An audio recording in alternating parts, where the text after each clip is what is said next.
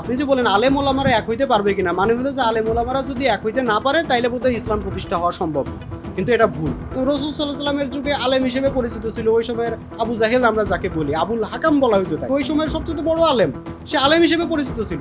এখন যদি আপনি বলেন রাসূল সাল্লাল্লাহু আলাইহি সাল্লাম আলেমদেরকে ঐক্যবদ্ধ করলে দিন প্রতিষ্ঠা হবে, তা আবু জাহেল কি জীবনে ঐক্যবদ্ধ হবে? আবু জাহেল তো ওই সময়ের মানুষের দৃষ্টিতে আলেম হিসেবে ছিল। আপনার কি মনে হয় যে বাংলাদেশে আসলে ইসলাম প্রতিষ্ঠা করা সম্ভব? আমাদের আলেম ওলামা কি আদৌ এক হইতে পারবেন? আপনার কি মনে হয় এই বিষয়ে?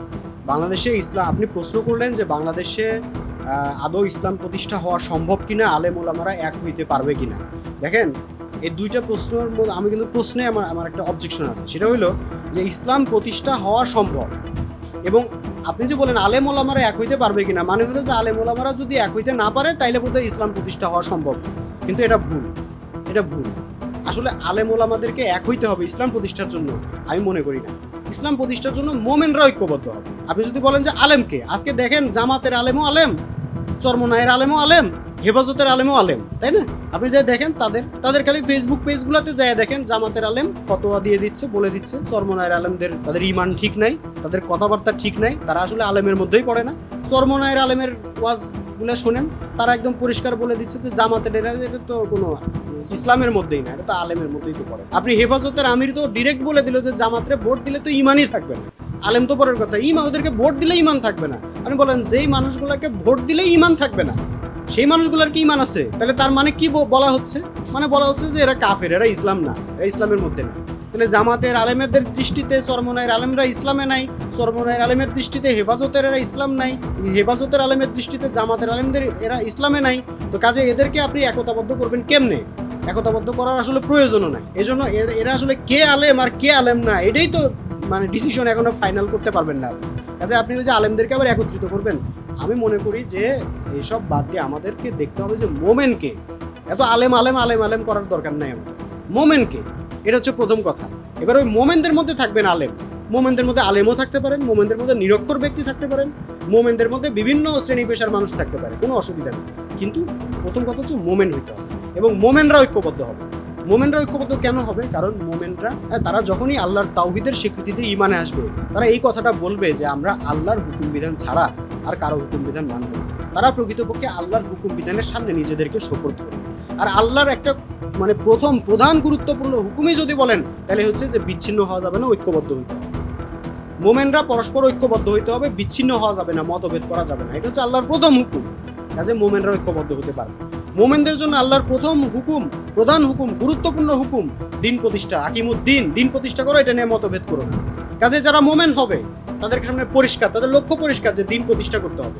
কাজে দিন প্রতিষ্ঠার লক্ষ্যকে সামনে রেখে তারা ছোটখাটো যদি নিজেদের মধ্যে কোনো মতভেদ হয়, নিজেদের মধ্যে কোনো বিভাজন যদি থাকেও, মতভেদ থাকেও, কোনো বিষয় নেই, এটা তারা ওই ব্যক্তিগতভাবে রেখে দিন প্রতিষ্ঠার স্বার্থে তারা ঐক্যবদ্ধ হইতে পারে। আর যারা মোমেন হবে না, তারা তো দিন প্রতিষ্ঠা তাদের লক্ষ্যই হবে না, তারা তো আল্লাহর দিন প্রতিষ্ঠার জন্য দাঁড়াবেই না, তারা তো করবে ধর্ম ব্যবসা। কাজে তাদেরকে আর ঐক্যের কোনো প্রয়োজনই নাই। ঐক্যের প্রয়োজনীয়তা, ঐক্যের গুরুত্ব, ঐক্যের জরুরত, ঐক্যের অপরিহার্যতা কোনোটাই তারা বুঝবে না। কাজে তারা সারা জীবন একজন আরেকজনের বিরুদ্ধে তর্ক বিতর্ক করতে থাকবে। কিন্তু মোমেনরা বুঝবে যে ঐক্যবদ্ধ হওয়া কতটা দরকারি, মোমেনরা বুঝবে যে দিন প্রতিষ্ঠা করা কতটা দরকারি, এবং দিন প্রতিষ্ঠা করতে গেলে বিভেদ, বিভাজন, মতভেদ এগুলো নিয়ে তর্ক বিতর্ক বাদ দেওয়া কতটা জরুরি, এটা মোমেনরা বুঝবে। মোমেনরা বুঝবে যে আল্লাহ ফরজ করছেন জেহাদ, আল্লাহ ফরজ করছেন কিতাল। কাজে জেহাদ করার জন্য, কিতাল করার জন্য, সংগ্রাম করার জন্য যে কোনো জাতিকে, যে কোনো গোষ্ঠীকে অবশ্যই তাদেরকে কয়েকটা বাধ্যতামূলক নীতি তাদেরকে অবলম্বন করতে হয়। পৃথিবীর যত সেনাবাহিনী, যত বাহিনী, কোনো একটা সেনাবাহিনী আপনি পাবেন না যে যাদের মধ্যে অনৈক্য সৃষ্টি করা পারমিটেড, অনুমোদিত না। সেনাবাহিনী মানেই তাদেরকে অনৈক্য করার কোনো জায়গা এখানে থাকবে না, বিশৃঙ্খলা করার কোনো জায়গা এখানে থাকবে না, আনুগত্য লঙ্ঘন করার কোনো জায়গা এখানে থাকবে না। তো উম্মতে মুহাম্মাদের সামনে যখন দিন প্রতিষ্ঠার লক্ষ্যকে সামনে নির্ধারণ করে দিয়ে আল্লাহ যখন বললেন এই দিন প্রতিষ্ঠা করার জন্য তোমরা এখন সংগ্রাম করো, জেহাদকে ফরজ করে দিলাম, কিতালকে ফরজ করে দিলাম, তার মানে কি? মানে এখন এইটা একটা বাহিনী, সংগ্রামী জাতি। এই সংগ্রামী জাতি বাধ্যতামূলকভাবেই তারা তখন চিন্তা করবে যে না, আমাদেরকে অনেক কিছু করলে আমরা তো সংগ্রামে পরাজিত হয়ে যাবো, আমরা তো বিজয়ী হতে পারবো না। কাজে আমাদের যিনি নেতা থাকবেন তার কথা আমাদের আনুগত্য করতে হবে, আমাদেরকে শৃঙ্খলার মধ্যে থাকতে হবে, আমাদেরকে ঐক্যবদ্ধ থাকতে হবে। তো এটা তারা তখন পারবে। এই জন্য আমি মনে করি যে আমাদের প্রথম টার্গেট বা প্রথম আমাদের চ্যালেঞ্জ হচ্ছে এই পুরো জনগোষ্ঠীর মধ্যে যারা মোমেন আছে, এই মোমেন মাদ্রাসাতেও থাকতে পারে, মসজিদেও থাকতে পারে, হাটে বাজারেও থাকতে পারে, দোকানপাটেও থাকতে পারে, স্কুল কলেজে থাকতে পারে, ওই খ্যাত খামারেও থাকতে পারে। মোমেন, এই মোমেনগুলোকে আমাদেরকে ঐক্যবদ্ধ করতে হবে। এটা হচ্ছে আমাদের প্রথম কথা। এই মোমেনরা যখন ঐক্যবদ্ধ হবে, এই সম্মিলিত মোমেনরা এক নেতার আন্ডারে ঐক্যবদ্ধ হয়ে তারা সংখ্যায় যতই হোক, আল্লাহ কখনোই কোনো কালেই আল্লাহ মোমেনদের সংখ্যার দিকে তাকান নাই। আল্লাহ রসুলও সংখ্যার মাধ্যমে কখনোই কোনো বিজয় লাভ করেন নাই। সাহাবীরা কোনো এতগুলো যুদ্ধ করছেন, অর্ধ পৃথিবী শাসন করছেন, সংখ্যা দিয়ে কোনো যুদ্ধে বিজয় হইতে পারছেন? সাহাবীরা সেটা কখনোই পারেন নাই, সংখ্যা দিয়ে পারেন নাই। সব আল্লাহর সাহায্য, আল্লাহ করে দিছে, আল্লাহ বিজয় দিছে। তাই আল্লাহ কাদেরকে বিজয় দিছেন? ওই যে মোমেন। কাজে আমরা এই সোসাইটির মধ্যে, এই সমাজের, এই দেশের মধ্যে আমরা যারা মোমেন আছে, আমাদের প্রথম টার্গেট, প্রথম চ্যালেঞ্জ হচ্ছে এই মোমেনদেরকে ঐক্যবদ্ধ করা। এই মোমেনদেরকে যদি আমরা ঐক্যবদ্ধ করতে পারি, একজন নেতার নেতৃত্বে, আল্লাহর তৌহিদের ভিত্তিতে, আল্লাহর হুকুম বিধান ছাড়া কারো হুকুম বিধান মানব না, এই কথার উপরে ভিত্তি করে এবং আল্লাহর দিন প্রতিষ্ঠার লক্ষ্যকে সামনে রেখে, তখন এই মোমেনদের সামনে যারাই দাঁড়াবে তারা পরাজিত হবে। এই মোমেনদেরকে আল্লাহ তখন বিজয় দিবে। এখন এই মোমেনদের এই সংগ্রামী এই বাহিনীর মধ্যে, এই মোমেনদের মধ্যে হইতে পারে এখানে দাড়িওয়ালা লোক যেমন থাকবে, দাড়ি ছাড়া লোক থাকতে পারে, শার্ট প্যান্ট পরা লোক যেমন থাকতে পারে, এখানে জুব্বা পরা লোকও থাকতে পারে, এখানে আলেম থাকতে পারে, এখানে কওমি মাদ্রাসার আলেমও থাকতে পারে, এখানে আলিয়া মাদ্রাসার আলেমও থাকতে পারে, এখানে আহলে হাদিসের ভাইও থাকতে পারে, এখানে আহলে কোরআনের ভাইও থাকতে পারে।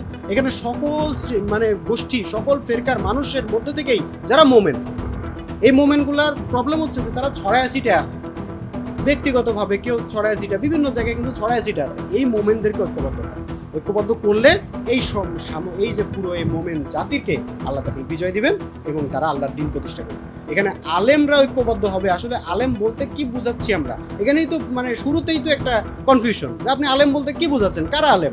আলেমরাই তো একমত হইতে পারে না যে কারা আলেম।